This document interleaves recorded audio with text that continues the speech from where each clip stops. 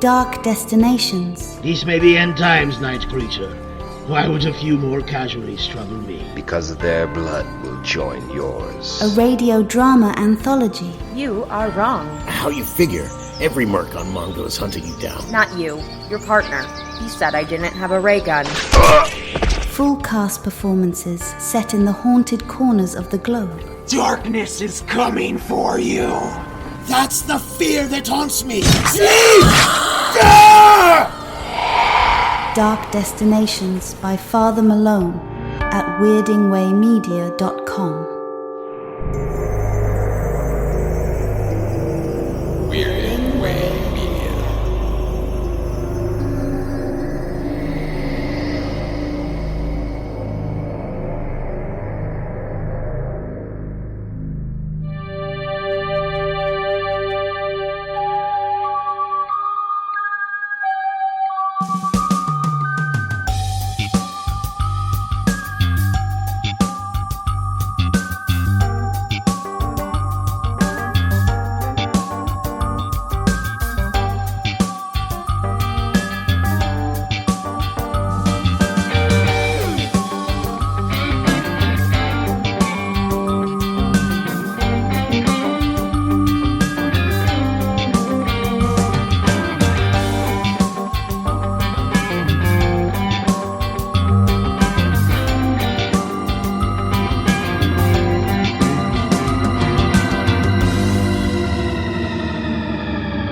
Welcome back to Midnight Viewing, the horror anthology podcast, where this season we're taking a look at George A. Romero's 1980s series, Tales from the Darkside.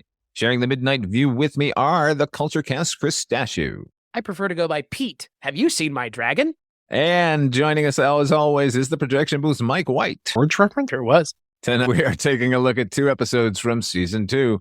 They are A New Lease on Life and Printer's Devil. A New Lease on Life, Season 2, Episode 15. It originally aired on January the 26th, 1985.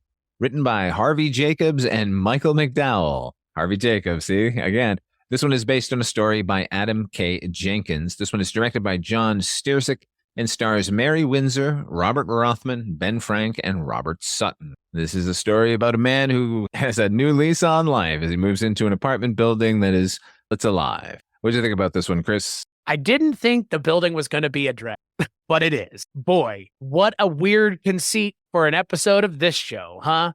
It's pretty obvious pretty early on what's going on with, like, don't touch the walls. And then the one guy goes, the radiation gets into the walls and doesn't get out. And it's like, what are you talking about? And so the episode kind of plays its hand a little too early. I like the idea. I actually think it's pretty interesting. Do you think you could actually take this idea and expound upon it, even make something more of it? Because here it feels, I don't know, look, it's a 23-minute episode of Tales from the Darkside, so they're making the most of what they have. I will say the Michael McDowell of it all feels like why the guy's getting fed into the monster at the end of the episode. I don't think Harvey Jacobs went that far, given what we've seen of his work previously. I think it was a lot more fun than it had any right to be, and 23 minutes went by pretty fast. And maybe this is comparative to the last 2 things we watched, which were really not great. So this is a little bit better than either of those, but I enjoyed it well enough. I mean, it just telegraphs where it's going way too. What about you, Mike? What about you, Mike? I love that whole telegraph too early. I think if we got a little bit more of his struggle and the whole idea of just how awful it is and that probably would have required at one montage, one knocking on doors, looking around at apartments, seeing the price tag, circling ads in the paper type of thing, going out and doing them and really making it so that he's desperate to find it. When he finds this amazing place, super low money a month, he would be entirely grateful. And maybe he should be more grateful and then start to weird stuff that having the 2 guys at the dragon, their back, or the maintenance they are. That's interesting. They're like a little comedy. Seeing Marie Windsor, she was probably one of my favorite towels. She just always had that crazy Catwoman type of look, and I don't mean like Kamala Harris Catwoman, just the eyes and everything just always had that kind of exotic look, and I just would pick up and chew on little like Elijah Cook Jr. and just spit him out again. I thought she was great at that. She doesn't really get a whole lot of chance to do that kind of thing in here, but she does really get to shine, and I appreciate that. So yeah, I thought it was pretty close to being a good episode, just it could have gone a little bit farther. To your point, that yeah, there's 23 minutes, but I think they could have spaced it out a little bit differently and plotted this story a little bit more. Mike, are you telling me you didn't understand why they just set it in the hotel and the room from that smoke detector episode so they could reuse the set and just put a little panel on the wall? It's cheaper that way. It's like the cheapest episode of the show is what it feels like. I feel like we've been on this set before multiple times. Yeah, and we can't even make any marks on the wall. They need it again by the end of the week. How about you, Father Miller? At what point do you decide that things are just more than weird? When the nail's pushing itself out of the wall, was that not moment enough for you? I would have left right then and there. I'm like, I'm out of here. Before you allow yourself to be roped into the 2-year lease, I assume he saw the apartment more, but it does not seem that way because he's coming in for the first time and he's already signed the 2-year lease, which I understand at $200. But did he not read the lease? Okay, let's back up just for 1 second because 1000%, Mike, all they needed to do was show a disheveled guy viewing a shitty apartment and it's out of his price range. He goes back to his car. It's clear he's been living in his car and reads in the paper $200 a month. And off we go. And don't have the maintenance men be so fucking freaky up front and have all this weird bullshit like just right in his face. There might as well be a sign saying don't live here from the way everyone is acting. And this guy is he's no piece of work either. This is a man who says the words, my mother had a special codicil in her will leaving me that microwave oven. At that point, that is like, that's, what was it, like crazy as a soup sandwich? That's like that type of, like I was expecting when he says the codicil about the microwave. Is this a Harlan Ellison episode? It's something. I like his name, Archie Fenton, folks. Again, if it's not giving away that this episode has no idea, in a lot of ways, it has no idea what it's doing with the characters. It has a great setup, but the characters are not well thought out, especially our main character who is an idiot. Like he should have just left the moment he put a hole in the wall and the nail came out. Blood started shooting out of the wall. Break your lease and leave. That's what I'd be doing, not being eaten by the builder. Okay, let's say you've put a nail in the wall and it's been ejected and ichor has dripped out of it. And when the maintenance come, they're using hydrogen peroxide to close the wound that they're calling it.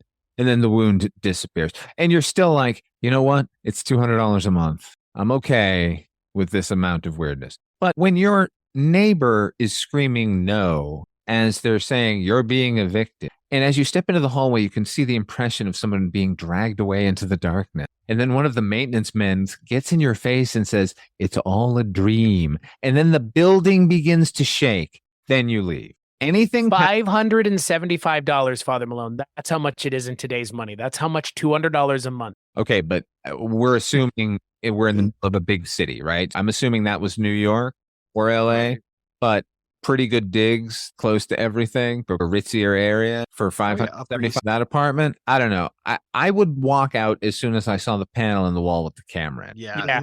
Rub the panel. Yeah, she rub the panel and it's yes. Worse than the maintenance men is this homoerotic touch the flesh of the building. It's not homoerotic. You're petting an animal. It's fucking weird is what it is. This whole episode is weird, but I like the conceit of it. I like the conceit of it because it genuinely, this could be like, I don't know if y'all have seen Monster House. It's kind of like that in a way, but not as good and not nearly as well thought out or well written. Or even, it's just the same idea that like the house is sentient or the building is sentient. I think you could really build this out into something a lot more interesting, like an actual idea. Speaking of that, Chris, a year or two after this episode aired, if you went to it floated around in the magazine, but a Fangoria magazine had a feature called the Terror Teletype, which they would broadcast from the trades what horror movies were in production. And one that was listed for several years was a film called Apartment Living, to be directed by George Romero, about a man who moves into an apartment building that is alive, which I assumed was inspired by this episode. And for years, I dreamed that movie would be released. That script's probably out there somewhere. Even if it was not inspired by this episode, it is a potent idea, and somebody out there tried it, and why haven't we gone further with it? I think you could do it right now in the current climate of things, and it would be even more of an... Man, can you imagine, given how fucked up the housing market is right now, and how expensive everything is, to be like, just think, $200 a month. right now, $200 a month to live in a building like that. Where, yeah, there's just some weird ass shit going on, but I wager that anybody listening to this show might be living in digs that are equally as weird and are paying more than, and their building's not going to eat them. Everywhere anyone lives has its weird idiosyncrasies. I just don't think that most places people live, speaking of, most people's places that they live aren't inside of an animal or inside of a giant dragon, apparently. A literal dragon. I don't electricity, how the water works. I mean, well, it's like sake. It's not even water. Sake comes out of the goddamn spigots. What does that make sense? Is the dragon magical as well? it's all magic. It would have to be in order to form the shape of an apartment building. Yeah, what is that? How does that even happen? I think the effects guy must have had a ball here. That the practical effects guy with lights exploding and faucets spraying and radiators blowing flames.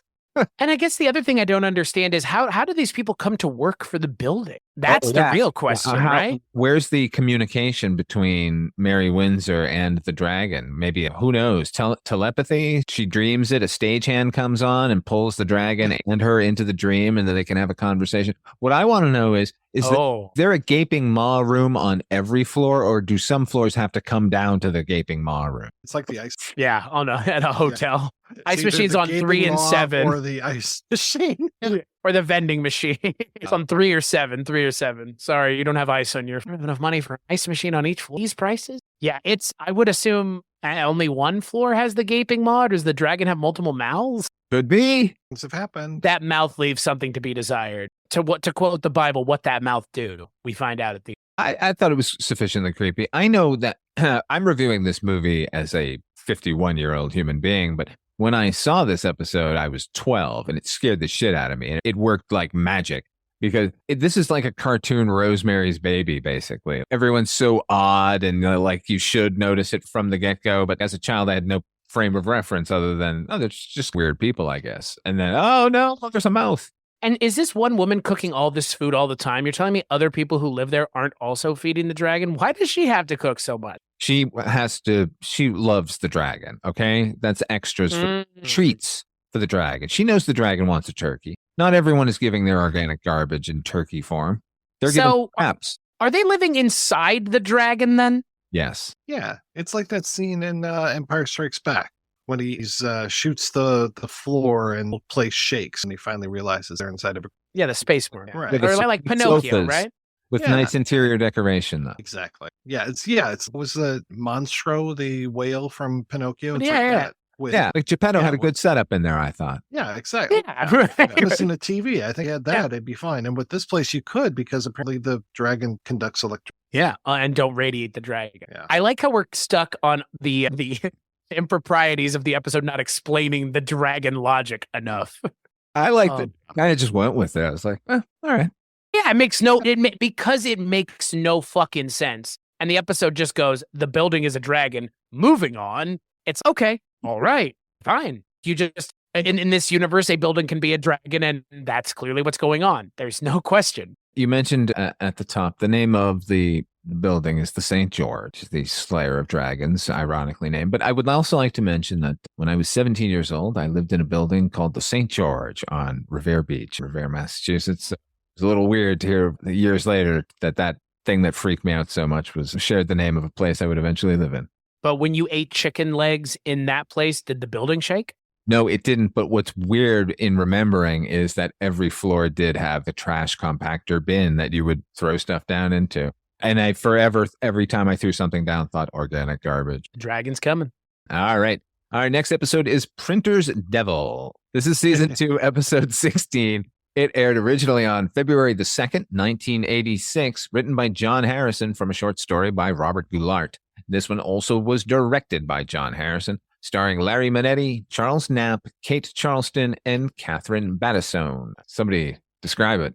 A desperate, frustrated writer and auteur is convinced by a shady, oversized produce animal sacrifices to become successful. Things don't go. Now, what'd you think of it?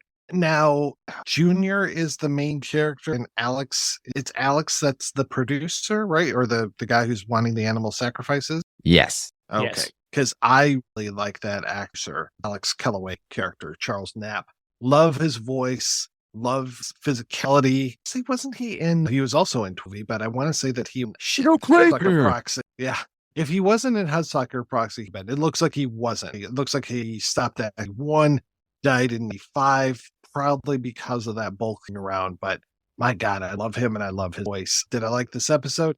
No, not really. This is another one of those, you're caught by a contract and you don't know if you want to follow it or if you want to get out of it. I don't know. I just was like, it needed more to it, is what I felt like. Again, to quote Chris, this felt like a blackout skit. Chris, what'd you think? Master of blackout sketches. Ooh, I think John Harrison should stick to producing because he produced those 2 new Dune movies. I'm kidding. I joke. This is not his best work. He has done a lot of great things, obviously, but this is not one of them. It's actually weird to me that he produced he was one of the EPs on the 2 most recent Dune movies. I know he directed the 2000s miniseries, but to be involved with those movies, I thought was surprising when I looked into that. But look, I think ultimately something like this kind of episode of the show, I don't know. I think we've had this weird issue this season where some of the episodes have felt like other shows, and I think that this is another one of them. And this just feels like a Twilight Zone 85 thing. And it's a retread of things like Mike said, a retread of things we've seen before.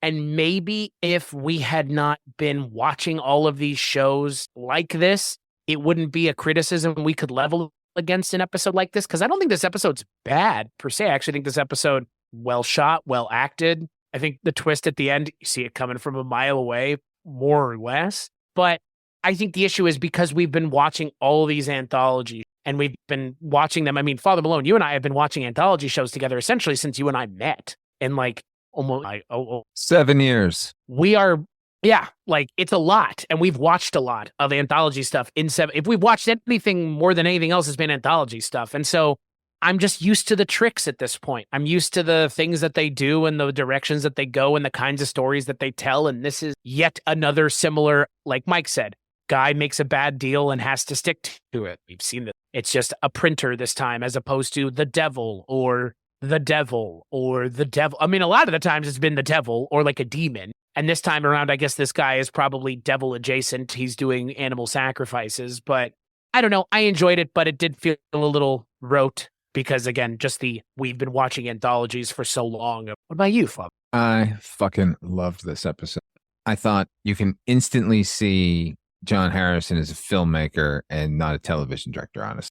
In comparison to the previous 3 episodes we watched, which felt very, very threadbare, hey, let's put on a show.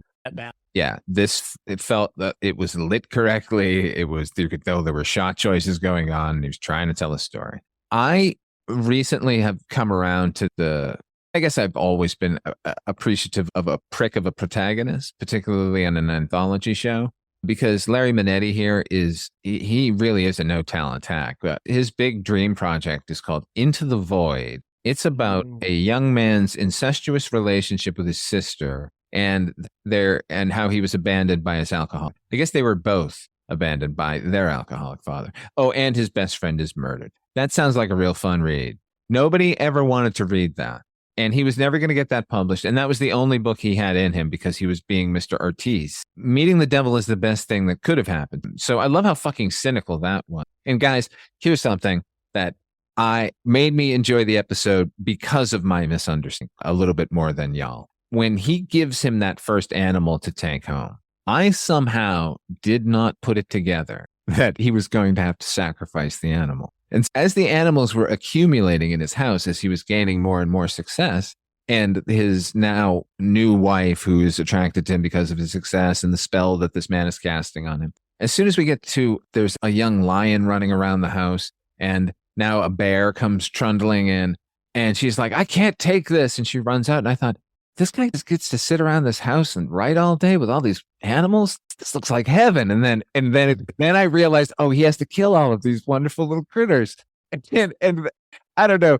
Somehow my mistake delighted me more about the episode because it is just an okay episode. Yes, we have seen this 1,000,000. I didn't necessarily see the twist coming. So when he says, yeah, well, the stakes are going to have to be a little higher this time, I was like, oh, shit, I forgot how much I love Tales from the Darkside because Twilight Zone 85 wasn't going to do that. Night Gallery wasn't even going to do that.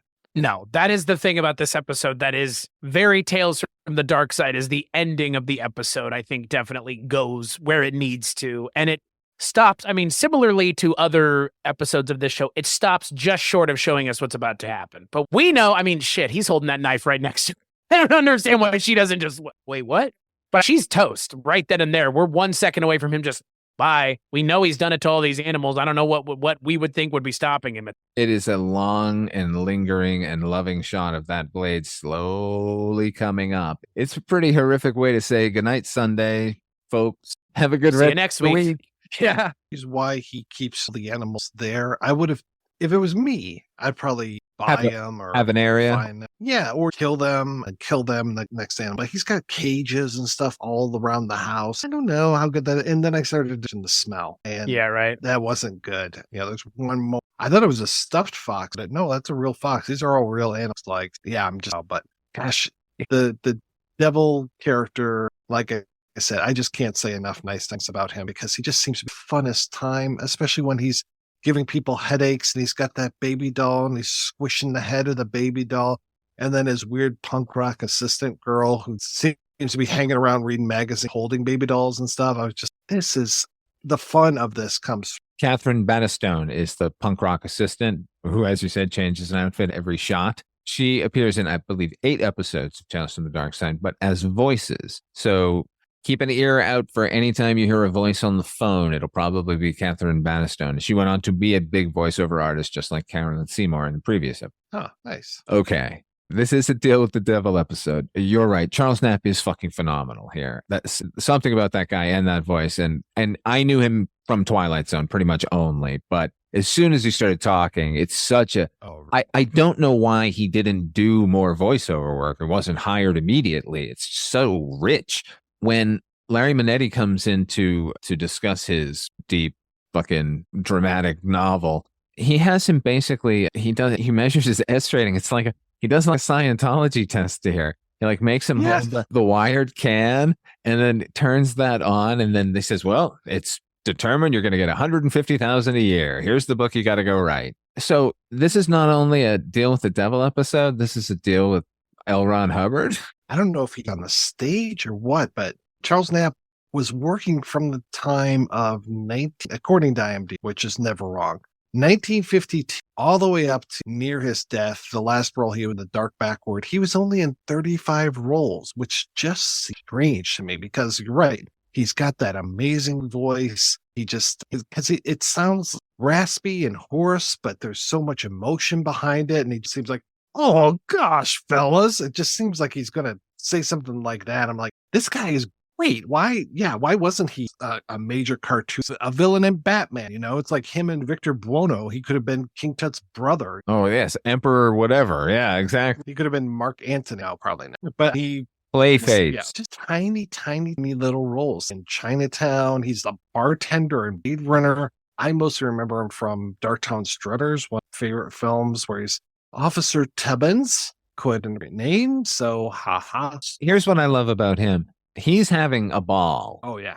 In this performance. And he's doing such a good job that he makes the casual use of magic in the episode 100% acceptable. Just buy it right away because he believes it. Yeah, that's fair. Yeah, it works. It works because he's doing it. I don't know. I love it. I know he's the best. He's the best part of the episode. I think, obviously, we have seen plenty of these episodes before, but I don't think that diminishes good performances, obviously. And to be fair, we've seen a lot of these. We saw a lot of these in Twilight Zone. That was like a Twilight Zone 85. So it's this show. It hasn't. I think we haven't had a lot of those. We got 3 so far. We're in season 2. This season alone, we've had 3. No. In general. In general, that's fine. I feel like we had them a lot in Twilight Zone. We're just getting going, my man.